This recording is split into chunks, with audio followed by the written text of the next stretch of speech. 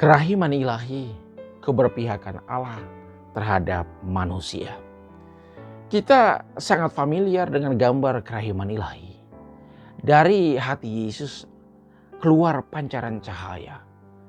Cahaya itu begitu menyejukkan. Di bagian bawah gambar itu ada tulisan, Yesus, aku percaya padamu. Jesus, I trust in you. Gambar yang sungguh menyejukkan hati. Paus Yohanes Paulus II pada tanggal 30 April tahun 2000 menetapkan hari Minggu kedua masa Paskah didedikasikan secara khusus untuk menghormati kerahiman ilahi. Devosi kepada kerahiman ilahi sudah sejak lama berkembang di wilayah Polandia, lalu ke wilayah Eropa lainnya. Tetapi devosi ini sempat dilarang oleh Paus Yohanes ke-23. Pada tanggal 6 Maret 1959, Paus Yohanes 23 memaklumkan dilarangnya penyebarluasan devosi kerahiman ilahi dalam bentuk seperti yang diajarkan dalam tulisan-tulisan Suster Faustina. Pada masa Kardinal Karol Wojtyla sebagai Uskup Agung Krakow, Polandia, membuat studi mendalam tentang tulisan-tulisan Suster Faustina. Hasil dari studi itu dipresentasikan kepada Paus di Roma. Berkat perjuangan gigih Kardinal Karol Wojtyla, akhirnya pada tanggal 15 April 1978, Paus Paulus ke-6 memaklumkan diterbitkannya notifikasi yang menyatakan bahwa larangan terhadap devosi kerahiman ilahi yang dibuat pada tanggal 6 Maret 1959 tidak berlaku lagi. Tentu itu merupakan kabar gembira untuk orang yang memiliki devosi khusus kepada kerahiman ilahi.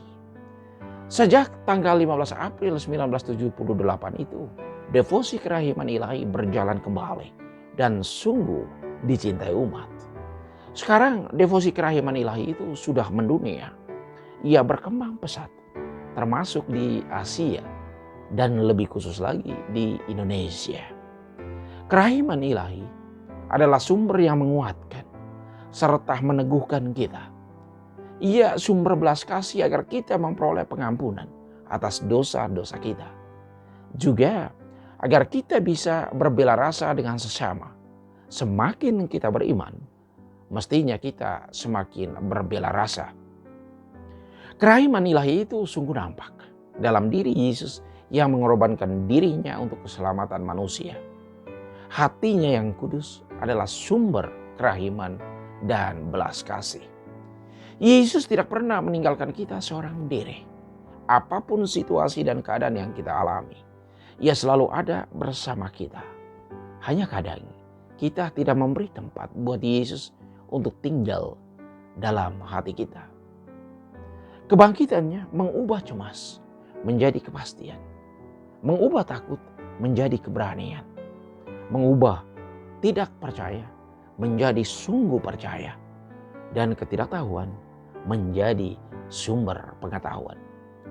Para murid percaya akan kebangkitan Yesus karena mereka mengalami dan melihat langsung, bertemu langsung dengan Yesus yang bangkit. Ada seorang rasul di saat Yesus datang mengunjungi mereka di tempat mereka tinggal, di sebuah rumah yang tertutup dan terkunci. Rasul itu tidak ada di tempat. Rasul itu adalah Thomas. Di saat teman-temannya memberi kesaksian bahwa mereka telah bertemu dengan Tuhan yang bangkit, Thomas tidak percaya. Bagaimana Yesus bisa bangkit? Lalu Thomas katakan, sebelum saya melihat dengan mata saya sendiri luka yang ada di tangannya, di lambungnya, dan mencucukkan jari saya ke dalam luka itu, saya sekali-kali tidak percaya. Thomas kehilangan imannya karena peristiwa yang dialami oleh Yesus, disalibkan, mati dan dikuburkan. Karena begitu takutnya, begitu kehilangan harapan dan putus asanya Rasul Thomas, maka ia sulit percaya. Maka di saat Yesus kembali hadir di tempat mereka dan Thomas ada di situ, Yesus katakan, Thomas, lihatlah luka aku dan masukkan jarimu di lukaku ini. Di saat itu Thomas percaya, ya Tuhanku dan Allahku. Rasul Thomas percaya akan Yesus yang bangkit setelah ia melihatnya secara langsung. Maka Yesus katakan, berbahagialah orang yang tidak melihat, tetapi mereka percaya. Kita termasuk kalangan yang tidak melihat Yesus secara langsung.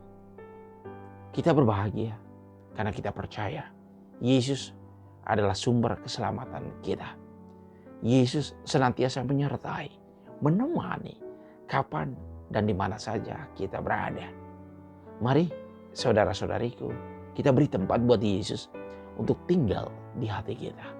Tinggal di tengah keluarga kita. Tinggal di tempat kita bekerja dan di mana saja kita berada. Yesus, tinggallah di sini bersama kami. Tuhan memberkati.